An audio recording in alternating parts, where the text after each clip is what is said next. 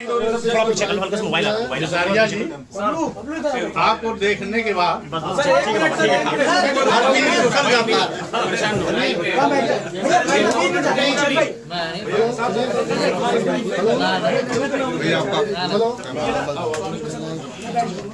ये बबलू भाई पीछे रहो, मोबाइल आ रहा है।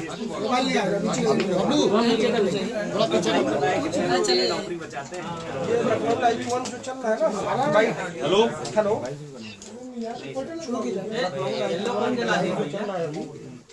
शुरू करें? हाँ शुरू करें सर।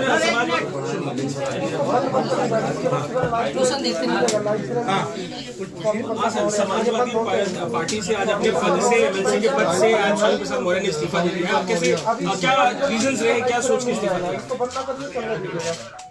आज इसके बाद मैंने समाजवादी पार्टी की प्राथमिक संस्था से भी इस्तीफा दिया, जबकि इसके पहले 12 फरवरी 2024 को समाजवादी पार्टी के राष्ट्रीय श्री अखिलेश यादव से मेरी वार्ता हुई थी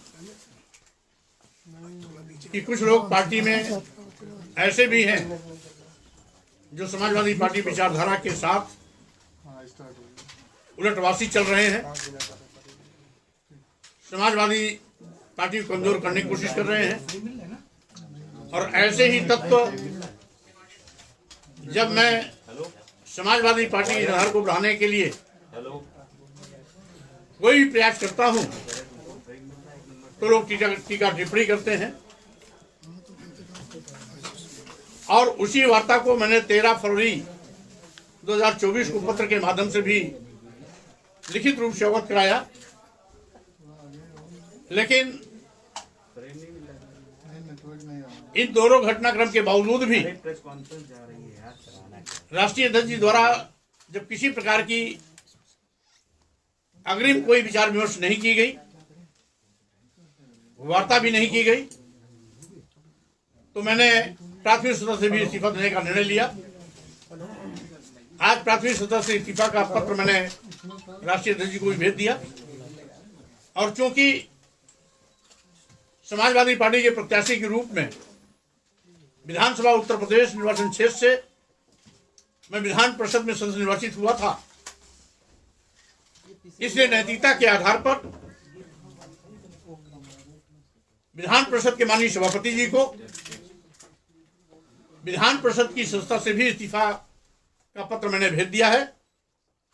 उनसे अनुरोध किया है कि इसे स्वीकार करने की कृपा करें, क्योंकि मैंने सदैव राजनीति में इस देश के दलितों, आदिवासियों, पिछड़ों, अकलियत समाज के लोगों, गरीबों, मजलूमों और किसानों की समस्याओं को प्राथमिकता दी है। इस देश के सामाजिक परिवर्तन के तमाम उन महापुरुषों, जिसमें मुख्य रूप से सामाजिक परिवर्तन के महानायक ज्योतिबा फुले जी, आरक्षण के जनक छत्रपति साहू जी महाराज, भारतीय संविधान निर्माता बाबा साहब डॉक्टर अंबेडकर तथा इसी सामाजिक परिवर्तन के महान पुरोधा पेरियार रामास्वामी नायकर, नारायण गुरु, संत गाडगे, मानवर कांशीराम साहब, पेरियार लालजी सिंह यादव, रामस्वरूप वर्मा, शहीद जगदेव बाबू के विचारधारा को लेकर के शुरुआती दौर से लड़ाई लड़ता रहा, इनके मिशन पर काम करता रहा। और इस विचारधारा तथा मिशन में जब भी कोई आड़े आया, वो कितनी भी बड़ी शख्सियत क्यों न रही हो, उससे टकराने में भी मैंने कभी गुरेज नहीं किया। क्योंकि राजनीति में विचारधारा महत्वपूर्ण स्थान रखती है। पद का कोई माने नहीं होता है। मैंने विचारधारा के लिए पद छोड़ी है, कुर्सी छोड़ी है, कभी नेता विरोधी दल का पद छोड़ा, कभी एक नहीं इसके पूर्व और वर्तमान में भी राष्ट्रीय महासचिव का पद छोड़ा, कभी विधायक पद से इस्तीफा, एमएलए के पद से इस्तीफा दिया, तो कभी एमएलसी के पद से इस्तीफा दिया। क्योंकि पद के लिए मैं कभी न कहीं आया हूं न गया हूं। जिनको खुशी है लाभ देने की, उनके लाभ के पद को भी मैं ससम्मान वापस कर दिया हूं, क्योंकि मैं अपना सम्मान विचारधारा के साथ मानता हूं। पद गौड़ है, पद और आता जाता है, विचारधारा शाश्वत होती है, टिकाऊ होती है, वैचारिक राजनीति का ही महत्व होता है। इसलिए मैं इन अपने तमाम महापुरुषों की विचारधारा को, इनके मिशन को अपनी थाती मानता हूं, और इसी विचारधारा को जीवंत बनाए रखने के लिए मैंने सभी प्रकार के पद का त्याग किया है, विधान परिषद का भी त्याग किया है। अब आने वाली 22 फरवरी 2024 को दिल्ली के तालकटोरा स्टेडियम में कार्यकर्ताओं के साथ समागम होगा, जहां पर आगे की दिशा तय होगी, नई पार्टी का ऐलान होगा और कोशिश होगी इस विचारधारा पर चलते हुए इस देश के गरीबों, दलितों, आदिवासियों, पिछड़ों, अल्पसंख्यक समाज के लोगों के सम्मान स्वाभिमान की रक्षा करने के साथ साथ सत्ता शासन में हिस्सेदारी सुनिश्चित कराने में मैं कामयाब हूं। ऐसी चाहत के साथ मैं कदम आगे बढ़ा रहा हूं। और आज जिस तरीके से प्रदेश और देश में बैठी हुई सरकारें इस देश के अनुसूचित जाति, अनुसूचित जनजाति और पिछड़ों का आरक्षण खत्म कर रही हैं,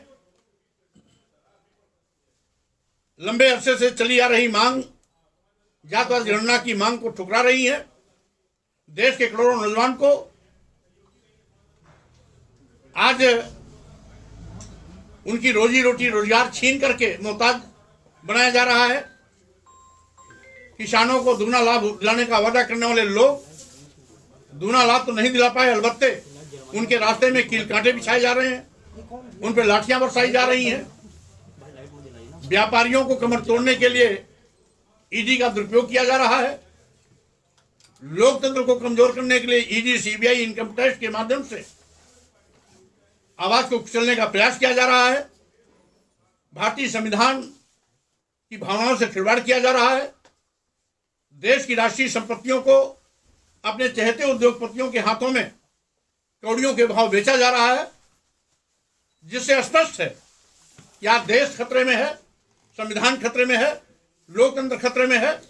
मैं लोकतंत्र, संविधान और देश को बचाने के लिए स्वाभाविक रूप से जो समान विचारधारा के लोग हैं उनके साथ मिलजुल करके हम काम करेंगे और लोकतंत्र, संविधान तथा देश को बचाने की कोशिश करेंगे। आपका अगला कदम जो है राजनीति में, तो लोकसभा चुनाव है, तो आपका इस सारे से लोकसभा चुनाव के मद्देनजर आपका क्या है? देखिए, फिलहाल अभी इंडिया अलायंस में मैं रहा हूं, क्योंकि अब समाजवादी पार्टी से रास्ता जुदा हो रहा है, तो मेरी कोशिश होगी कि मैं इंडिया अलायंस में रहकर या बाहर से जिस भी रूप में हो सकेगा मैं उसको सशक्त बनाने की कोशिश करता रहूंगा। राहुल गांधी की यात्रा में शामिल होंगे, आगे क्या रणनीति रहेगी आपकी? अब चूंकि अभी 2-3 दिन मेरा बहुत ही व्यस्त समय है, इसके बाद खाली होने के बाद अवसर मिलेगा तो मैं न्याय यात्रा में भी शामिल होने की कोशिश करूंगा। आपके इस बीच कोई मतलब राम गोविंद चौधरी और कई नेताओं ने आपसे संपर्क करके मनाने की कोशिश की, क्या वार्ता कुछ सफल नहीं हो पाई या अखिलेश यादव बिल्कुल ही आपसे बात नहीं कर? देखिए, इसी को ऐसे जोड़ लीजिए कि राम गोविंद अखिलेश जी ने राम गोविंद चौधरी को आपके पास भेजा था अपना दूत बनाकर। नहीं, माननीय राम गोविंद जी स्वयं बहुत बड़े नेता हैं। नेताजी मुलायम सिंह यादव जी के हम उम्र भी रहे हैं, उनके साथियों में भी रहे हैं, अनेकों बार विधान सभा में भी रहे, मंत्री भी रहे, लंबा संसदीय ज्ञान भी उन्हें है। वो किसी के भेजने से नहीं आए थे, समाजवादी पार्टी को बचाने की चिंता को लेकर स्वयं मुझसे उन्होंने बात किया। मैं उनका सम्मान करता हूं, आगे भी उनका सम्मान करता रहूंगा और इसके पहले भी मैं जब एक पार्टी में नहीं था तो भी उनका मैं सम्मान करता रहा हूं और आगे भी करता रहूंगा। अखिलेश यादव ने कहा आपको एमएलसी बना दिया गया, उसके बावजूद भी आप पार्टी की उनकी नीतियों के साथ नहीं चल रहे हैं। अब उनका सेकुलरिज्म सबके सामने आ गया। जिस पीडीए का उन्होंने नारा दिया उसकी हवा खुद निकाल दी। जो खुद अंधेरे में है वो दूसरों को उजाले में कैसे ले जा सकता है? जो खुद किंग कर्तव्य विमूढ़ है, ना इधर है ना उधर है, वो दूसरों को रास्ता कैसे दिखा सकता है? समाजवादी पार्टी के लोग आज समाजवाद के रास्ते से भटक गए हैं। मैंने नेताजी श्री मुलायम सिंह यादव को भी देखा है। शुरुआती दौर में मैंने राजनीति भी उन्हीं के नेतृत्व में शुरू की थी, लेकिन कभी भी उन्होंने संविधान की भावना के विपरीत काम नहीं किया। कार्यालय में तो दूर, वो कभी घर में पूजा घंटों करते थे, लेकिन कभी भी किसी मंदिर में नहीं गए। लेकिन आज तो समाजवादी पार्टी के लोग पार्टी कार्यालय में भी पूजा की शुरुआत किए। यहां तक कि भारतीय जनता पार्टी भी कभी देवी देवता भगवान की पूजा पार्टी कार्यालय में नहीं की। ये ऐसे धर्मनिरपेक्ष हैं जिन्होंने समाजवादी पार्टी कार्यालय में भगवान शालीराम की पूजा करवा दी। तो कैसा इनका धर्मनिरपेक्ष है, उसको पूरा देश देख रहा है, पूरी दुनिया देख रहा है, पूरा समाज देख रहा है। हम तो समझते हैं कि भारतीय जनता पार्टी भी इनके पूजा पाठ के आगे शर्मा गई होगी कि हमसे कहाँ चूक हो गई, बाजी मार ले गए श्री अखिलेश यादव जी। तो स्वाभाविक रूप से उनका ये धर्मनिरपेक्ष चेहरा जनता देख रही है। अब हमें कुछ नहीं दिखाना, जिसको जनता देख रही है उसको आईने दिखाने की जरूरत नहीं। आपको लेकर पल्लवी पटेल भी नाराज है। लगातार पल्लवी पटेल कह रही है कि राज्यसभा में हम वोटिंग नहीं करेंगे। क्या आपसे उनसे बातचीत चल रही कुछ? देखिए, पल्लवी पटेल जी बहुत ही सशक्त और बुलंद आवाज उठाती रही है। माननीय सोनेलाल पटेल जी की पुत्री है। सोनेलाल पटेल जी की विचारधारा बाबा साहब डॉक्टर अम्बेडकर मानव काश्याम की विचारधारा रही है। इसलिए कोई भी सम्मान और स्वाभिमान की लड़ाई लड़ने वाला नेता, योद्धा, संगठन अखिलेश यादव जी के साथ नहीं चल सकता है। आपने प्रोफेसर जी के बारे में कहा कि उनके फैसले पार्टी के विरोध में थे। ऐसे क्या फैसले रहे स्वामी जी जिससे आपकी नाराजगी है प्रोफेसर जी से? अब उनकी बोल भाषा आप लोग देखते होंगे। अभी पल्लवी पटेल जी ने जैसे कहा कि चूंकि पीडीए के अनुरूप राज्यसभा के सांसद प्रत्याशी नहीं, इसलिए मैं वोट नहीं दूंगी। बात राष्ट्रीय दल पर छोड़ देना चाहिए। वो कहते हैं सदस्यता नहीं वोट देंगे, सदस्यता चली जाएगी। क्या एक राजनीतिक व्यक्ति की भाषा ये है? भाई शिवपाल यादव से सीख लेना चाहिए। उन्होंने कहा कि ये पार्टी का अंदरूनी मामला है, हम लोग आपस में बातचीत कर लेंगे। या अखिलेश यादव भी छोड़ देना चाहिए, राष्ट्रीय अध्यक्ष हुआ है। तो जब समाजवादी पार्टी की खटिया खड़ी बिस्तरा गोल करने के लिए घर में ही मुखिया विराजमान है, तो और क्या आवश्यकता क्या है? इसलिए जब तक प्रोफेसर राम गोपाल जी स्वनाम धन्य स्वयंभू पार्टी के बड़े नेता रहेंगे, तब तक समाजवादी पार्टी पर इसी प्रकार से अंधेरा छाया रहेगा। ये कह रहे हैं मोदी जी कि अखिलेश यादव और राहुल गांधी यात्रा में शामिल नहीं हो रहे, गठबंधन नहीं हो रहा, ऐसी खबरें आ रही हैं। तो आप तो बहुत अंदर रहे हैं पार्टी के फैसलों में शामिल, क्या वजह है? भाई देखिए, समाजवादी पार्टी इंडिया अलायंस से गठबंधन कर रही है या नहीं कर रही है, इसकी जानकारी मुझे नहीं है, इसलिए इस पर मैं किसी प्रकार की टिप्पणी नहीं करूंगा। हाँ, इतना जरूर है कि मैं समझता हूं कि इंडिया अलायंस आज देश की आवश्यकता है। स्वामी जी, कई मुस्लिम नेता भी नाराज नजर आ रहे हैं, आप तो पार्टी के अंदर रहे हैं, क्या आपके बाद कई लोगों ने आपसे संपर्क किया? क्योंकि विपक्ष के कई नेता हैं, वो कह रहे हैं कि सपा के विधायक हमसे कह रहे हैं राज्यसभा के लिए, तो क्या आपसे भी कुछ राय मशवरा हुआ? क्योंकि आपने तो इस्तीफा दे दिया कि आगे लाइन बढ़ने वाली है मुस्लिम विधायकों की या नेताओं की। देखिए, चूंकि जब 22 फरवरी को नई पार्टी का ऐलान होगा तो समान विचारधारा वाले जो भी पार्टी में आएंगे उन सब का मैं स्वागत करूंगा। सर, कहा जा रहा है कि आपको और पल्लवी पटेल को, राम गोविंद चौधरी को कांग्रेस की तरफ से भी ऑफर है, तो क्या आगे आने वाले समय में कांग्रेस में भी शामिल हो सकते हैं?